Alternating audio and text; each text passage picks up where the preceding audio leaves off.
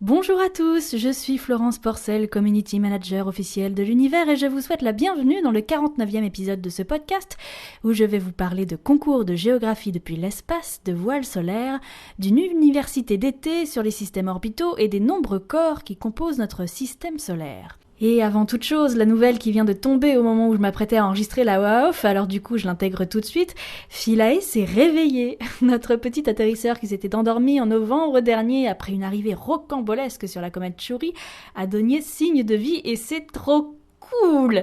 Pas plus d'infos pour le moment parce que ça vient tout juste de tomber donc à l'heure où j'enregistre ce podcast, mais j'espère qu'on aura tout plein de nouvelles très vite. Et commençons donc avec un peu de culture. Vous connaissez sans doute l'émission C'est pas sorcier qui s'est arrêtée il y a 1 an et demi après 20 ans de bons et loyaux services. Bon alors personnellement j'ai jamais vu un seul épisode puisque j'ai grandi sans télé, mais on m'en a dit beaucoup de bien. Alors voilà, il se trouve qu'ils reviennent sous une nouvelle forme sur le web et avec un nouveau nom, l'Esprit Sorcier. Et pour ce faire, ils ont mis en place une campagne de crowdfunding il y a quelques jours pour pouvoir se financer.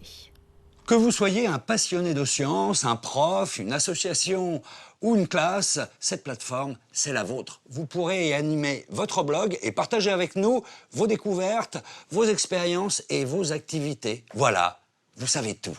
Paris à décoller, décompte. 10, 9, 8. Attendez, sans vous, on n'ira pas loin. Pour être sûr de décoller, on a besoin de vos dons. Merci. Allez, reprise du décompte. Ouais, Deux, décompte. Et un, super merci à tous. Top. Allumage Vulcain.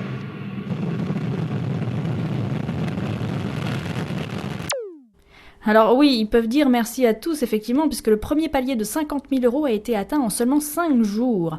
Alors tout ceci est très intéressant. Vous le savez sans doute pas puisque ça n'a rien donné, mais j'ai essayé ces 3 dernières années de proposer des programmes scientifiques à la télévision. Ça allait du programme court de 2 minutes au magazine hebdomadaire en plateau, donc des formats très différents pour des budgets très différents. J'avais des producteurs qui me suivaient, des dossiers costauds que j'ai présentés, etc. Mais ça n'a jamais pris. On me donnait toujours 2 raisons, le manque de budget d'une part, ce qui n'était pas vraiment un argument à mon sens pour les programmes courts, mais bref, et le fait que la science fait peur, est chiante ou trop compliquée ou les deux, et n'intéresse personne. Et toi t'as beau savoir que ça intéresse du monde, que ça devrait être une obligation de service public de parler de science à la télé, que c'est loin d'être chiant, effrayant ou les deux, rien n'y fait, tu te retrouves face à un mur et tu peux juste rien faire d'autre que laisser tomber. Alors ouais, ça m'a fait chier, et ouais, j'ai dû abandonner, mais ce projet d'Esprit Sorcier est fort instructif. Déjà, c'est cool que eux ne lâchent pas l'affaire. Bon, moi j'étais personne aussi, c'était quand même plus compliqué.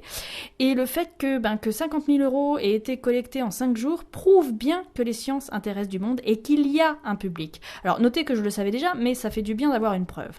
Alors voilà, je mettrai tous les liens sous la vidéo pour aller voir ce qu'ils proposent, ça m'a l'air très bien. Je leur souhaite bonne chance et je leur dis surtout merci.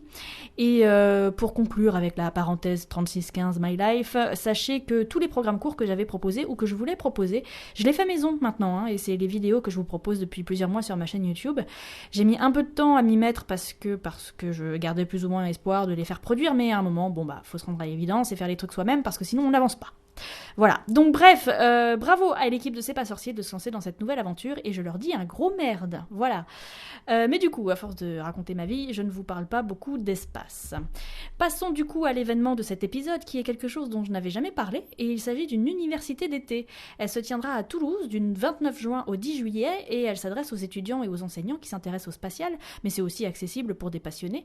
Alors toutes les interventions seront en français et ce seront des ingénieurs, des enseignants, des industriels ou encore des astronautes qui s'en chargeront.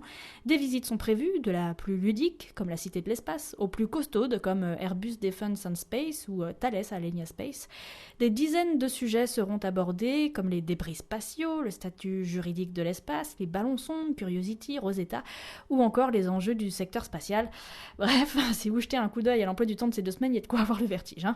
Si ça vous intéresse, il faut vous inscrire sur le site universpace.fr et vous avez jusqu'au 25 juin. Alors bien sûr, ça a un coût, 200 € ces 2 semaines pour les étudiants et 720 € pour les enseignants. Alors personnellement, j'adorerais, mais c'est bien au-delà de mes capacités financières. Mais l'année prochaine, peut-être, sait-on jamais. En tout cas, si vous y êtes, surtout n'oubliez pas de live tweeter, ce serait cool. Et dites-moi quel hashtag vous utilisez, je suivrai ça avec intérêt. Et on me signale aussi une nouvelle formation internationale en astrophysique à la fac d'Aix-Marseille, pour ceux que ça intéresse. Je vous indiquerai le lien sous la vidéo et sur mon site florenceporcel.com si vous voulez plus d'informations. Il y a le programme détaillé des 2 années du master, la procédure d'inscription et toutes les infos nécessaires.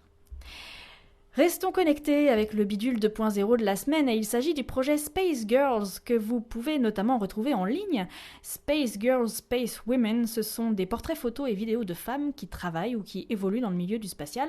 Je vous propose d'en découvrir 3 françaises en l'occurrence. J'ai été touchée par de magnifiques images des étoiles, nébuleuses et planètes. Et c'est juste avec ces images que je me suis dit, plus tard, je deviendrai astronome. Je ne sais pas comment, mais je deviendrai astronome. Je sais que j'ai beaucoup embêté ma mère pour pouvoir aller à la Cité de l'Espace. Plusieurs fois, je lui ai demandé est-ce qu'on peut y aller, est-ce qu'on peut y aller. Et au final, on a fini par organiser des vacances à Toulouse où on a fait la Cité de l'Espace, on a fait Airbus, on a fait l'Observatoire. Et c'est vrai que j'étais dans mon milieu. Moi, j'étais en grand sourire toute la journée quand on était à Toulouse. J'ai adoré ça. Et je me souviens aussi d'une fois ailleurs, à l'Observatoire des MAC à l'île de la Réunion, où on a fait une nuit là-bas à observer. On nous a appris à se servir un petit peu des télescopes, à observer, se repérer dans le ciel. Et j'étais bien ce jour-là, je me suis dit c'est ça que je veux faire. Donc, j'ai fait mon bac scientifique sur Cayenne. Ensuite, j'ai fait un DUT, génie électrique et informatique industrielle, donc sur Kourou. Et par la suite, j'ai intégré une école d'ingénieur en première année cycle ingénieur sur Paris. Donc après un bac scientifique, je suis partie à l'université Pierre et Marie Curie où j'ai suivi un parcours en ingénierie mécanique. Après, j'ai obtenu un master en mécanique des fluides. Mais ma dernière année de master, en fait, je l'ai faite au Japon, où j'ai passé 1 an dans un laboratoire qui construisait des nanosatellites. Pour moi, je suis convaincue que l'espace, c'est l'avenir. Ça se voit au vu de l'avancée technologique qu'il y a eu en moins d'un siècle pour partir au début des années 1900 du premier vol des frères Wright jusque maintenant. On envoie des satellites, pas tous les jours non plus, mais enfin, voilà, c'est commun. Aujourd'hui, la population de débris spatiaux a tellement augmenté qu'on est obligé aujourd'hui de trouver des méthodes pour les éradiquer. Et entre autres, moi je travaille sur la modélisation en fait, des événements de fragmentation, donc la collision et l'explosion, et voir comment vont évoluer les débris générés. Ça s'est fait en un siècle, c'est absolument fascinant. Et puis toutes les technologies qui sont issues de la recherche spatiale, qui sont dans notre quotidien aussi, on ne le sait pas forcément, mais c'est aussi très, très impressionnant. Donc moi en fait, dans l'Electric Party Out, donc je travaille sur toute cette partie, donc on peut voir ici la coiffe. Et donc à l'intérieur, on peut voir donc les satellites, les 2 satellites dans le cas de lancement double. Quand on a 2 satellites, donc un satellite bas, un satellite haut, avec donc une structure porteuse qui recouvre donc le satellite bas et qui va porter donc le satellite haut. Donc moi, je m'occupe à l'intérieur donc sur toute cette partie-là de tout ce qui est raccordement électrique. Donc que ce soit de la coiffe, entre la coiffe et la structure porteuse, les raccordements électriques du satellite justement à son adaptateur donc, qui le soutient. Donc nous on s'occupe vraiment de toutes ces parties-là, toutes ces parties électriques à l'intérieur de la coiffe. C'est pas fermé aux femmes. C'est juste que pour l'instant il y a une majorité d'hommes certes, mais c'est pas du tout fermé aux femmes. Moi ça se passe très très bien. Il doit y avoir plein d'autres exemples où ça se passe extrêmement bien et il n'y a pas de raison pour que ça se passe pas bien. Et il n'y a pas... Si c'est ce qu'on a envie de faire, autant le faire.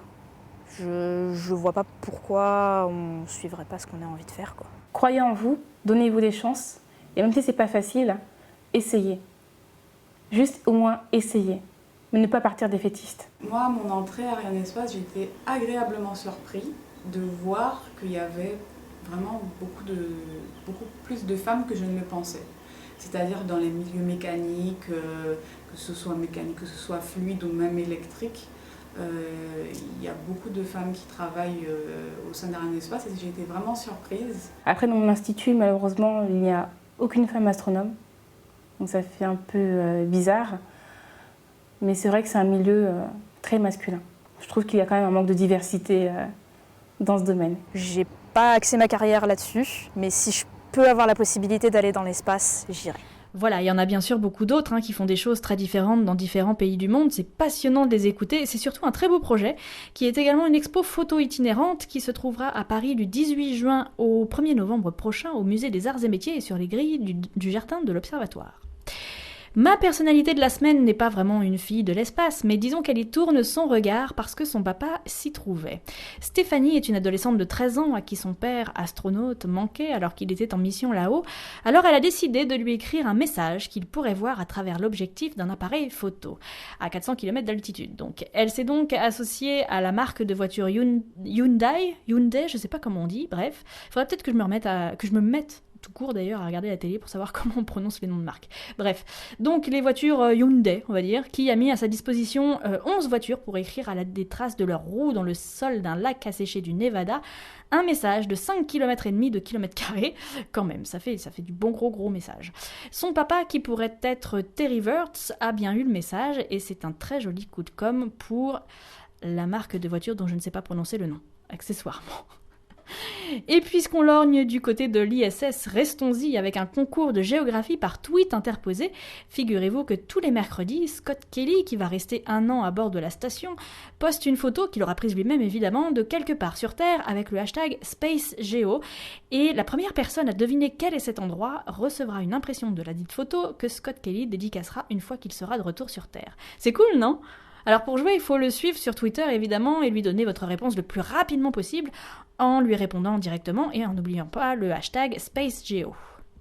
Et si Scott Kelly est toujours dans l'ISS à l'heure où je vous parle, 3 de ses collègues sont revenus sur Terre le 11 juin dernier, dont l'astronaute européenne Samantha Cristoforetti, qui a d'ailleurs battu le record du séjour le plus long dans l'espace pour une femme, 200 jours d'affilée, comme elle le montre sur cette photo, et on peut la voir ici être extraite de la capsule Soyouz juste après leur atterrissage dans les plaines du Kazakhstan.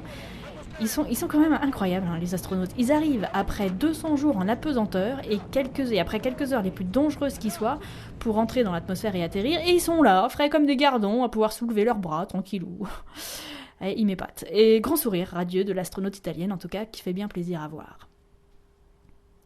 Autre date d'importance, qui date un peu si je puis dire, ce sont les 25 ans du télescope spatial Hubble qui a donc fêté son quart de siècle en orbite le 24 avril dernier et pour l'occasion, des images toutes plus belles les unes que les autres ont été dévoilées, que ce soit des animations comme ce que vous êtes en train de voir ici, ou bien des photos et des diaporamas, ou encore des livres qui font honneur à cette incroyable machine qui sonde jusqu'aux astres les plus lointains et donc les plus vieux de notre univers.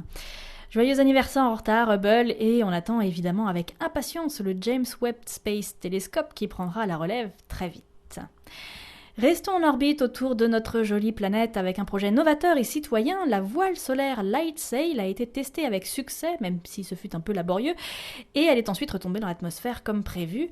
Alors c'est l'organisation privée à but non lucratif Planetary Society, qui avait été fondée entre autres par Carl Sagan et qui promeut l'exploration spatiale, qui a mis au point ce projet de voile qui devra permettre l'année prochaine de propulser une sonde spatiale juste par la force des photons, les particules de lumière, qui la pousseront à travers l'espace en heurtant la voile. Alors ce ne sera certes pas bien rapide, mais ce sera au moins économique.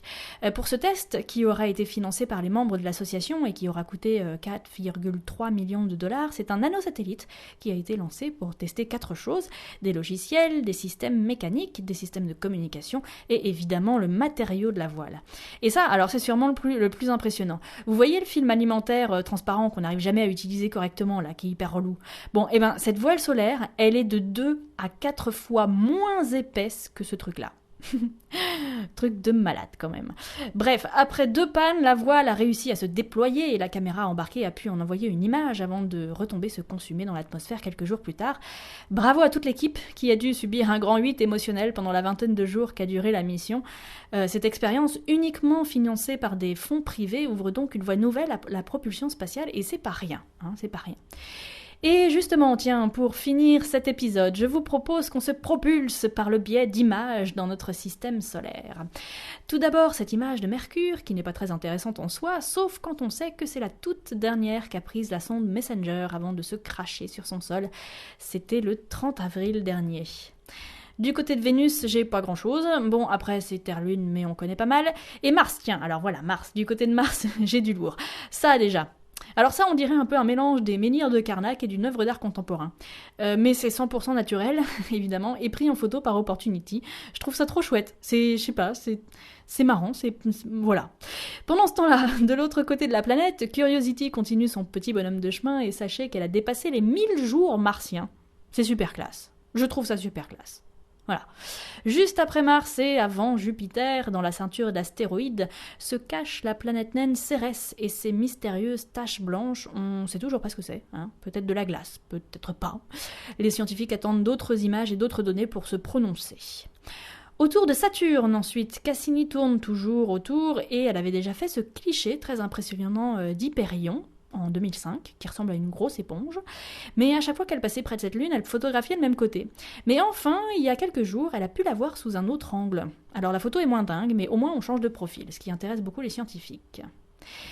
Et enfin, aux confins de notre système solaire, la sonde New Horizons est à moins d'un mois de son arrivée autour de Pluton et Charon.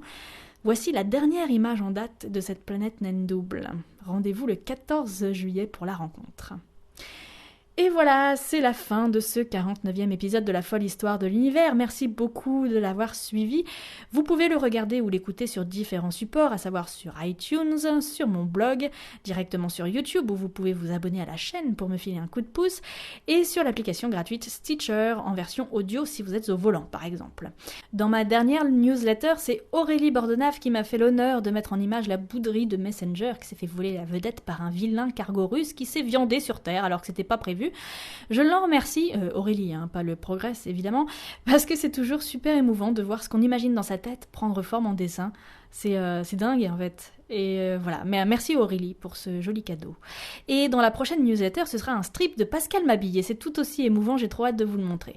Alors si vous voulez le voir, il faut vous inscrire à ma newsletter, il suffit de donner votre adresse mail, c'est tout, sur mon site, et j'en envoie une tous les mois. Vous pouvez également liker ma page Facebook, où je poste des infos ou des vidéos tous les jours, mon compte Twitter, où je live tweet des décollages de fusées dès que je le peux, et je remercie chaleureusement tous ceux qui ont la gentillesse de m'aider sur Tipeee. Ça me sert à acheter du matériel qui me serait complètement inaccessible si j'avais pas ce genre de cagnotte. Un grand merci à tous donc, vraiment un grand merci. Et désolé d'avoir mis autant de temps à sortir ce numéro 49, mais en plus de tout le reste, j'ai déménagé à l'autre bout de la France, alors forcément c'était pas simple ces dernières semaines. Merci en tout cas de me suivre toujours, de m'encourager, de commenter, de me suggérer des liens, des infos. Ça me fait plaisir de savoir que vous êtes derrière, nombreux. Prenez soin de vous, prenez soin de notre planète, et n'oubliez pas de rester le nez en l'air à ne rien faire.